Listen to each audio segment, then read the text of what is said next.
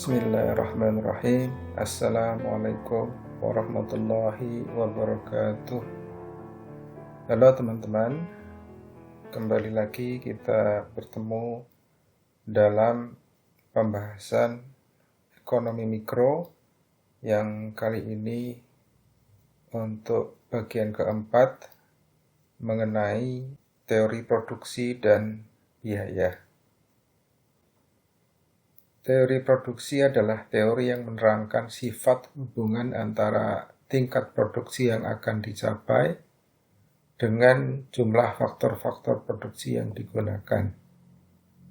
Ada 5 kategori bidang industri. Yang pertama adalah bidang industri ekstraktif yang mengambil hasil alam secara langsung, seperti misalnya pertambangan dan perikanan. Kemudian yang kedua adalah bidang industri agraris yang mengolah alam agar memperoleh hasil yang dibutuhkan.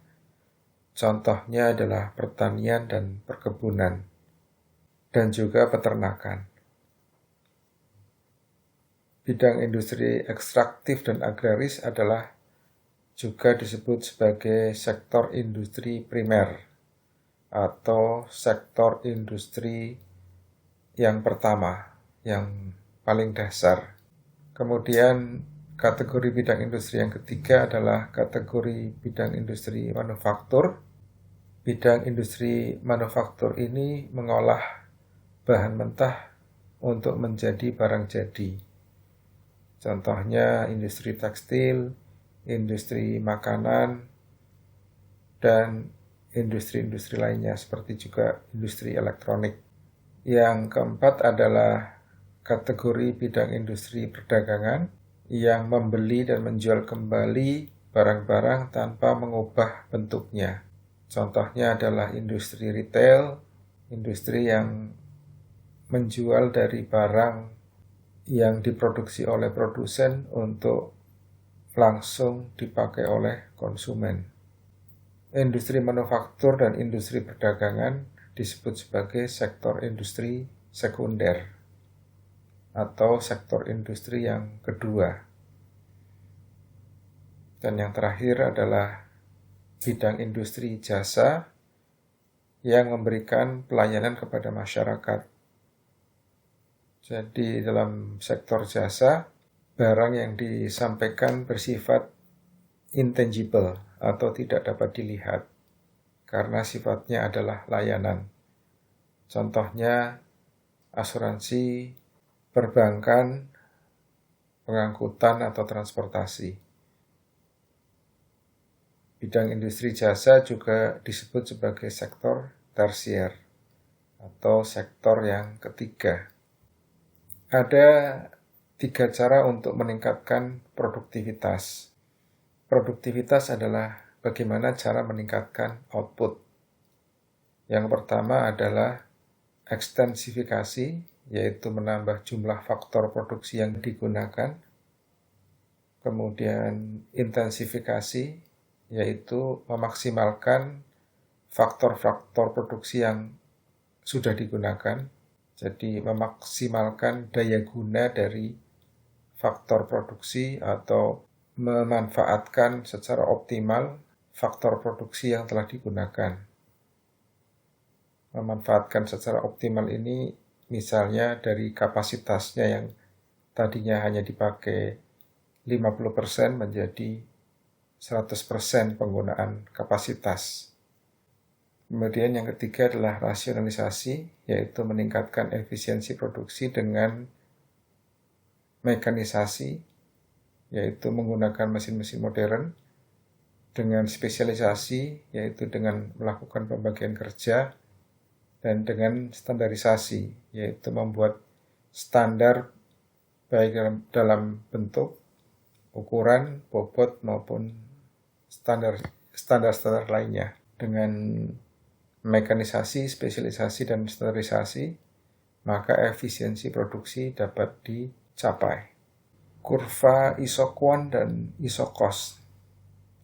Isoquant, iso itu sama, quant itu quantity ya, jumlah. Jadi kurva yang menunjukkan kombinasi dua macam input yang berbeda untuk menghasilkan jumlah output yang sama.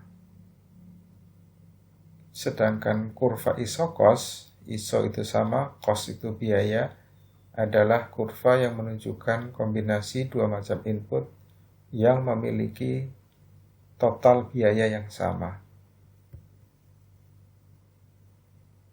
Ini adalah contoh kurva isokuan yang melengkung di sebelah kanan itu adalah kurva isokuan.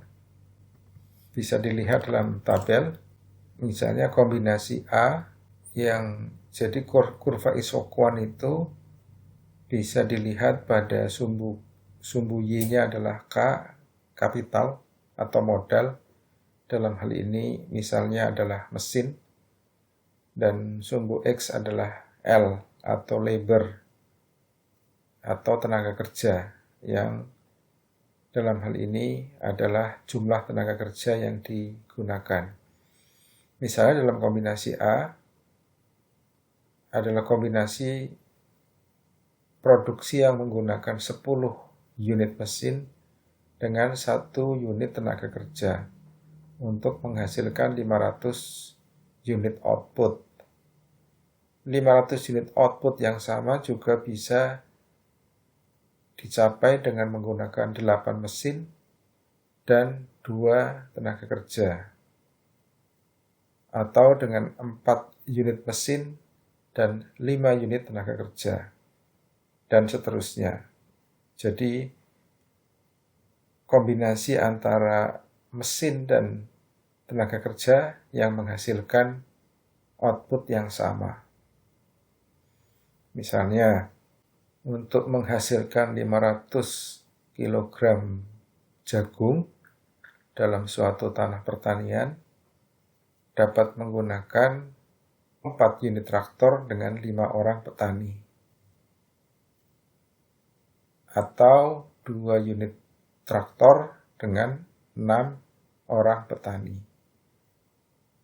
untuk menghasilkan output yang sama,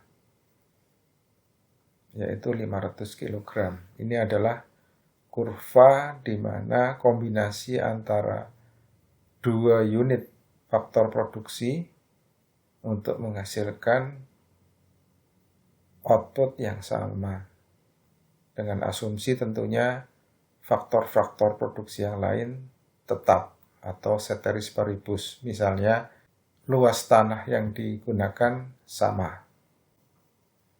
Kurva isokos adalah kombinasi antara 2 unit faktor produksi yang memerlukan modal yang sama atau memerlukan biaya yang sama. Jadi misalnya untuk menggunakan 4 unit mesin dengan tidak ada petani, untuk membeli 4 unit mesin itu memerlukan 12.000 atau dalam hal ini 12 juta. Kemudian untuk membeli 3 unit mesin dan mempekerjakan 3 orang petani itu juga memerlukan 12 juta. Atau membeli 2 unit mesin dan mempekerjakan 6 orang petani juga memerlukan biaya 12 juta. Sehingga garis isokos adalah garis yang menunjukkan kombinasi 2 faktor produksi yang memerlukan biaya yang sama, atau bisa disebut juga sebagai garis anggaran. Jadi garis isokos itu adalah juga garis anggaran. Nah, produksi pertanian tadi itu adalah pada titik pertemuan antara isokuan dengan isokos. Jadi bagaimana kita menggunakan kombinasi faktor produksi untuk memproduksi suatu barang dengan anggaran yang disediakan. Teori biaya. Dalam teori biaya dikenal yang namanya total revenue atau jumlah pendapatan yang diterima oleh perusahaan dari hasil penjualan produknya. Total revenue adalah perkalian antara harga dengan jumlah barang yang terjual.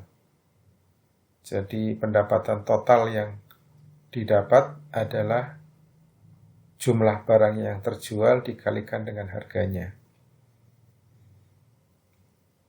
Biaya total atau total cost adalah jumlah yang dikeluarkan oleh perusahaan untuk membeli berbagai macam input untuk keperluan produksinya.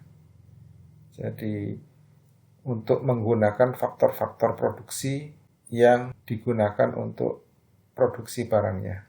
Dalam jangka pendek, total cost adalah merupakan penjumlahan dari total fixed cost, yaitu jumlah biaya tetap, dan total variable cost atau jumlah biaya variabel, biaya yang tidak tetap.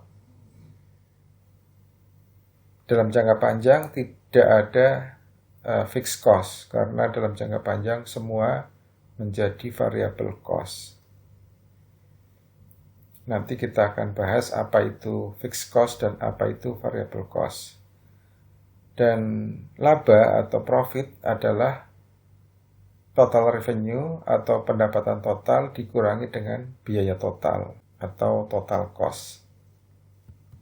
Total fixed cost atau total biaya tetap itu adalah keseluruhan biaya yang jumlahnya tidak mengikuti perubahan jumlah barang yang diproduksi.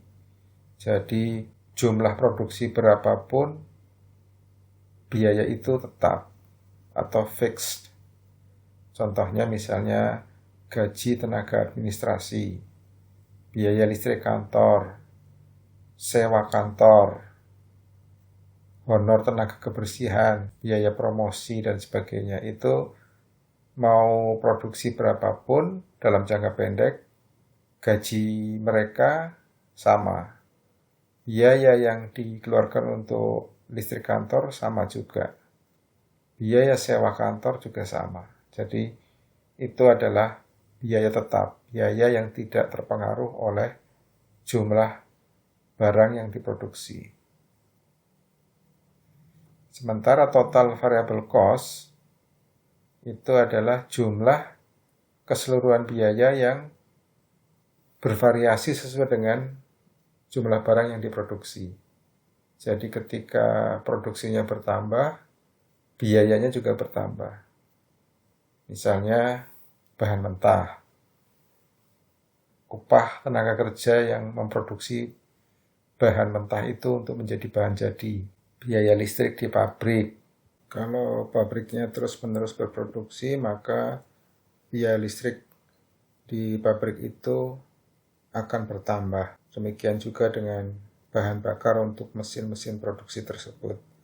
Jadi biaya variabel adalah biaya yang bertambah ketika kita memproduksi lebih banyak barang dan berkurang ketika barang yang diproduksi juga berkurang. Berbeda dengan fixed cost yang tidak terpengaruh oleh jumlah barang yang diproduksi. Nah, total cost atau total biaya adalah penjumlahan dari total fixed cost dengan total variable cost. Total profit maksimum. Ini ada beberapa konsep mengenai biaya. Average fixed cost, AFC, adalah total fixed cost. TFC dibagi dengan jumlah. Jadi rata-rata biaya tetap adalah total biaya tetap dibagi dengan jumlah barang yang diproduksi. Average variable cost atau rata-rata biaya variabel adalah jumlah biaya variabel dibagi dengan jumlah barang yang diproduksi. Average cost atau biaya rata-rata adalah jumlah biaya keseluruhan atau total cost dibagi dengan jumlah barang yang diproduksi, yang juga merupakan penjumlahan dari average fixed cost dengan average variable cost. Kemudian marginal cost atau perubahan biaya adalah perubahan biaya total, yaitu delta total cost, dengan perubahan barang yang diproduksi. Jadi marginal cost adalah berapa perubahan biaya karena adanya perubahan barang yang diproduksi. Delta TC dibagi delta Q. Average revenue atau rata-rata pendapatan adalah total revenue atau total pendapatan dibagi dengan jumlah barang yang dijual. Jadi average revenue adalah rata-rata pendapatan dari setiap barang yang dijual. Marginal revenue atau perubahan pendapatan adalah delta TR, perubahan total pendapatan yang disebabkan oleh perubahan jumlah barang yang dijual. Jadi berapa pendapatan yang dihasilkan dari setiap penambahan jumlah barang yang terjual.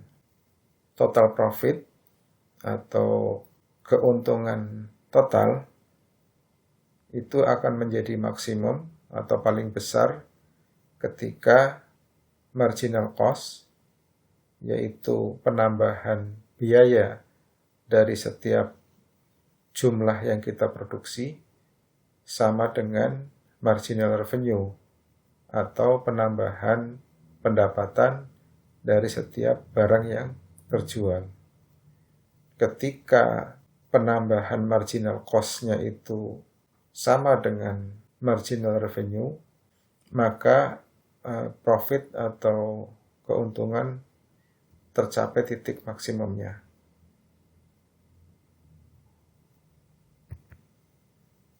Ini adalah ilustrasi mengenai total fixed cost, total variable cost, total cost, average fixed cost, average variable cost, average cost, dan marginal cost.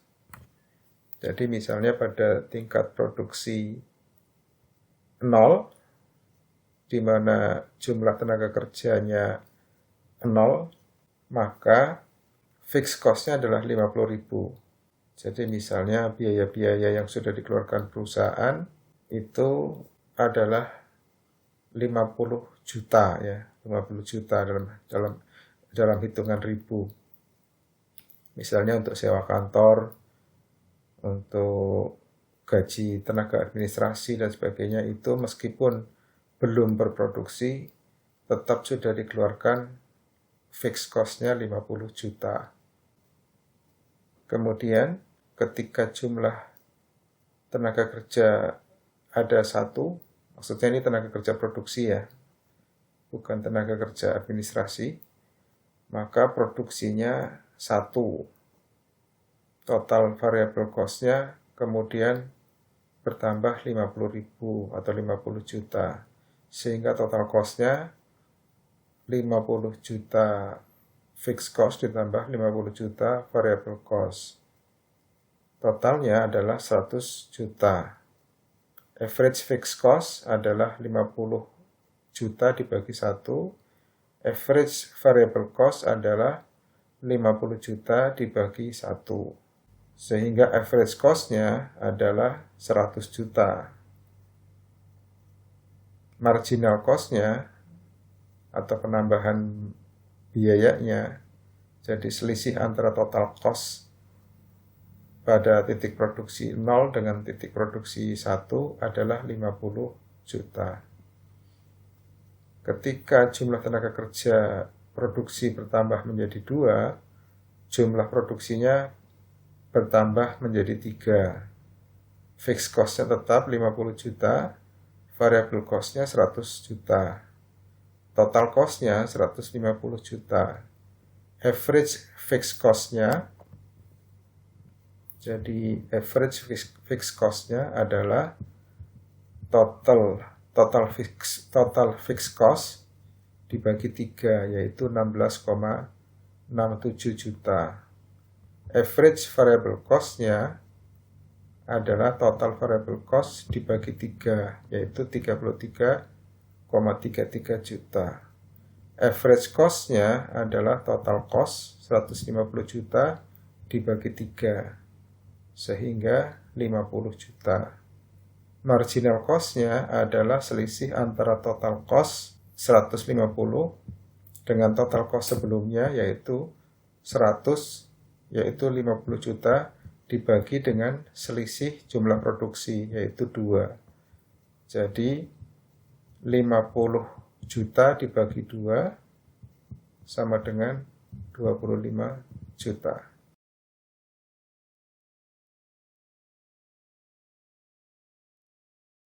Ini adalah ilustrasi mengenai marginal cost, marginal revenue, dan profit.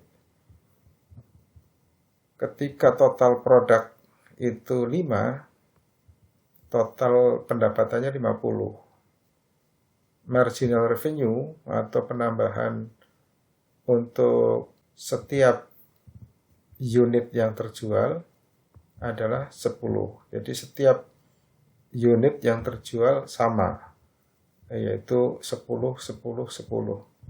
Karena satu unit harganya adalah 10. Jadi ketika menjual 50 unit, maka marginal revenue-nya adalah 10 karena setiap unit yang terjual bertambah $10. Total cost-nya adalah, ini adalah hitungan dari total variable cost sama total fixed cost adalah 100, 120, 140. Average cost-nya adalah total cost dibagi dengan total produk, yaitu 120 dibagi 5 sama dengan 24. 140 dibagi 15 sama dengan 9,33. Ini adalah average total cost, rata-rata biaya. Marginal cost-nya adalah 4, 2, 2,5. Dari mana hitungnya adalah dari perubahan total cost dibagi perubahan unit. Jadi misalnya 120 ke 140, selisihnya adalah 20. Untuk perubahan dari 5 ke 15 yaitu 10.